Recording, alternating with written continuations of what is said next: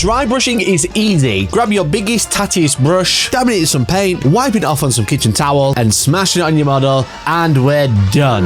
I'm kidding. Please don't do this. Jokes aside, these brushes are quite handy when it comes to dry brushing, such as when building up metallics. Starting with a darker tone and moving to mid and then lighter, we can put our paint onto a palette, and then we're going to wipe away most of the paint onto a kitchen towel. We do this to try and remove some of the moisture, so we are left with just the pigment on the brush, and how we can apply the brush over the model up and down. It'll avoid those recesses and build up a natural gradient and highlights to those details with very little effort. By using 3 different tones and applying our brush lighter and lighter as we get brighter and brighter in paint, and we move our focus from the whole model to just the extremities and the highest points, we get this wonderful shading where we get the dark recesses are dark and the highest points are light. It's a very easy way to highlight details with very little effort, especially on things like feathers, and we can highlight our models really easily and show up all those details with like 0 effort in just a matter of seconds. However, by using the paper towel, we take the moisture from the paint, but that can create a chalky, chunky texture. But you can use that to your advantage. Like painting bases, having stuff that looks very dry and chalky is actually beneficial because I'm painting rocks, so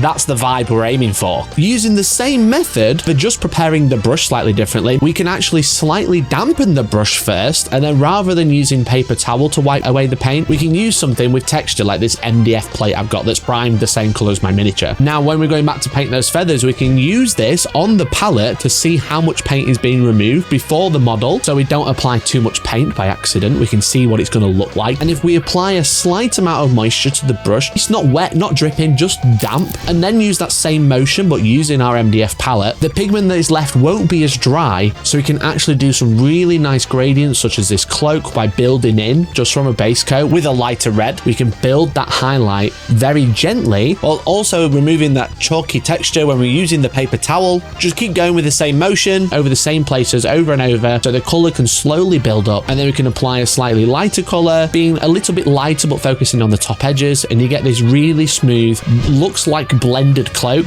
that I dry brushed in about 2.5 minutes. So that was Dry Brushing 101, and thank you very much to Steamforged Games for sponsoring this show.